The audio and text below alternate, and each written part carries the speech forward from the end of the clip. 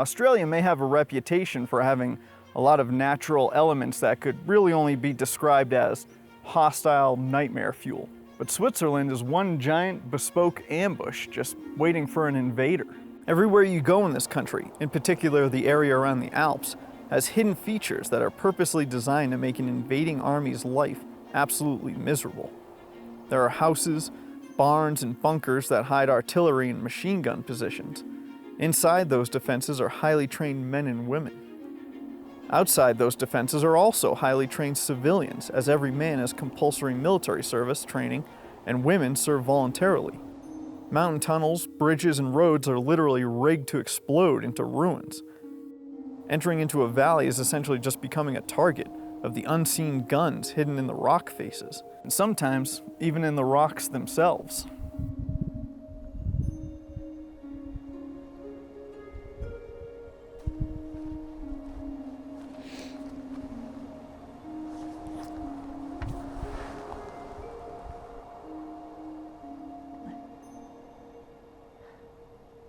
Switzerland has been able to maintain their neutrality throughout multiple wars going on all around them, using the best offense is a good defense technique. That and some questionably strategic diplomatic alliances.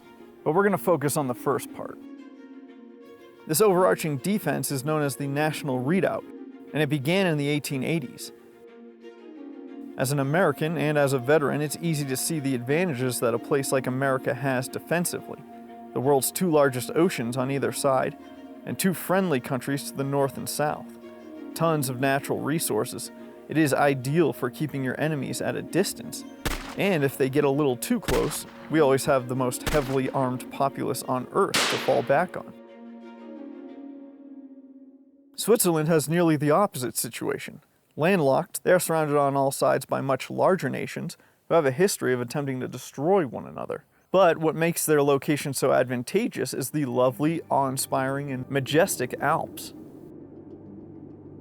The Swiss looked around them at all of their angry neighbors and then looked at the soaring mountains of their homeland and said, yeah, we can make these kill people. The country itself isn't all mountains though. The northern area is less so, as it follows the borders of France and Germany respectively. As you go south, the Alps create impassable ranges and deep canyons and valleys. Because of this, the redoubt is essentially a defense in depth, composed of what is known as the borderline, army line, and finally the Alpine Fortress. Man-made features are utilized in the somewhat more open north and southeast, similar to the Maginot Line of France, with bunkers, artillery, and weapons essentially hiding in plain sight, covering large open areas that could be used by a motorized adversary. Any invading army, should they somehow begin to overwhelm the Swiss, would be met with a near constant series of barricades and infrastructure meant solely to delay their advance. Concrete Toblerones, taller than a below-average stature man, would stop tanks and motorized vehicles in their tracks. Barn doors would open to reveal cannons, artillery, and guns, with several being connected by underground tunnel networks. Houses like the Villa Rose and the Villa Verde, upon closer inspection, are concrete bunkers, hiding all sorts of weapons. In the hills around the valley, what appears to be lodges and houses are all concealing devastating batteries that would punish anyone bold enough to come across the pass. The enormous mountainsides hid even more weapons, as well as enormous bunker networks, and even hangars for attack aircraft that could quickly drive across little mountain villages to their airbase and take off. All of this would allow the government to reconstitute behind steep mountain ranges within the Alpine perimeter. Much like the 300 Spartans at Thermopylae, they would only have to defend several mountain passes and would have the advantage of a network of defensive guns, the high ground, and above all else, local knowledge and a trained populace. And once knowing these facts, as you drive around Switzerland, you start to look at buildings and rocks a little differently. Like, what's behind that door? Is that rock really a rock? And there's a decent chance it might not be. And all of that is waiting for you if you get past the first two lines of defense, that being the army and the border defenses. That border is mostly along natural features that funnel movement into Switzerland, usually across a bridge or through a tunnel, all of which are rigged to explode through extensive demolitions built into the structure. Seriously, the bridges and tunnels leading in and out of the country, and dozens more within the country itself, are all purpose-built to be self-sabotaged, leaving an invading force with no reasonably feasible way to penetrate the border on the ground. 50 years of constructing these defenses became pretty invaluable in the late 1930s. Despite the repeated assurances of a gentleman known as Adolf Hitler that no matter what happened, the Reich would respect Swiss neutrality, the Swiss decided to bolster their fortifications with new constructions and updated infrastructure. The man put in charge of this strategy was General Henri Guisan. He oversaw the reinforcements of the defensive lines, as well as the stockpiling of supplies that would be needed to hold out in the Alps. This would all become very real when France fell to Germany in June of 1940, leaving them almost entirely surrounded by the Axis. Lacking tanks and armor, the only practical solution to a siege of the country would be Guisan's defensive plan of falling back to the Alpine core and destroying any potential points of access for the Axis. Despite the politically amicable relationship Switzerland had with its neighbors and the participants in World War II, both they and Hitler knew it was only a matter of time before Germany and Italy turned their attention on little neutral Switzerland. In private, Hitler regularly described the Swiss as both miserable and disgusting. They were the complete inverse of his personally designed brand of fascism, as they tolerated not only different identities and languages, but also operated effectively as a democracy. The high command of Nazi Germany would regularly hear outbursts by Hitler regarding the Swiss sitting so close, yet so far out of his reach. The real problem, though, was that he considered them ethnically Germans, and in doing so would need to absorb the Swiss in his pan-German reunification plan, no matter what. The plan was designated Operation Tannenbaum. It was expected to take 300,000 to 500,000 German soldiers to accomplish a successful defeat of the Swiss, with Germany attacking from the north, Italy from the south, and the two countries splitting the conquered lands upon completion. But the invasion never comes, and the question still arises to this day as to why. Obviously, when considering an invasion of Switzerland, Hitler may have been a bit hesitant to commit his army to what he knew to be a literal death trap, knowing full well that opening a third front with a group of people that have literally tunneled into the mountains with enough weapons, ammunition, and supplies to defend themselves from literally everyone could potentially cause issues elsewhere.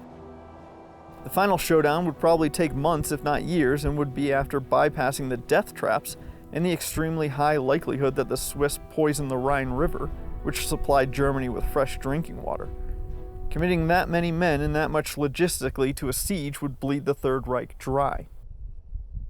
Even with German supplies of chocolate, watches, and pocket knives running dangerously low, an attack on Switzerland was for many reasons just not worth it. Additionally, Switzerland, should it remain neutral to the Nazis, could be used to store the plundered spoils of the Nazis' nefarious deeds, and should the Reich fail, would potentially be a safe haven for those hiding from justice. The juice just wasn't worth the squeeze, at least not yet. In the end, though, the true defense was deterrence. Even if he did succeed, what then? What was left? A lost bastion in the event of the Reich failure, which, as time went on, became more and more of a possibility. No, despite his lack of patience regarding the Swiss, Hitler would have to wait for peace to be assured with the Allies before he could consider the total pan-German unification with the last piece of his puzzle, Switzerland. As we all know, that peace would come only with his defeat. Hitler probably made the right choice not to invade. The exploding bridges and tunnels, as well as the Alps, were only two of the three defensive lines waiting for him. The third, the army itself, is capable of mobilizing literally millions of trained citizens, which is exactly what they did as more and more countries fell to the Axis powers. Even today, able-bodied men are still mandated to train, shoot, and be ready. Once complete with training, they even have the option of taking their rifle home with them, which many elect to do. There's more than one gun for every 4 residents of Switzerland, which puts them in about the top 10% in the world as far as per capita gun ownership. Take a guess in the comments what it is in America. I'll give you a hint. It's over 100 guns for every 100 people. America. But the Swiss are known for their precision, and this extends to their training, as they even have a shooting range that goes across an active highway, and a field full of cows. No one bats an eye at this because literally every man is trained to shoot, and discipline is the expectation, not the exception. Commuters cruise along completely unaware that the bullets are literally flying over their head, and even if they knew, they'd probably honestly be fine with it. In the post-World War II world, the National Redoubt didn't go anywhere. Though they are now surrounded by NATO countries, those under the influence of the Soviet Union and the Warsaw Pact alliance still left a threat that required attention. As nuclear war became an increasingly larger threat, the Swiss expertise in tunneling and bunker building further reinforced the country's ability to defend itself, this time from the air. Almost every home in Switzerland has a bomb shelter in the basement capable of keeping a family alive and safe through the initial stages of a nuclear attack. Furthermore, many of the defensive tunnels built into the mountainsides have been expanded to include areas that can be used as hospitals, barracks, kitchens, and warehouses. In 1978, a mandate was enacted that there would be enough fallout shelters to protect the entire population of the country, something that was adhered to, leaving hundreds of thousands of bunkers across the nation. Fortress Switzerland is still very much intact, as is their neutrality.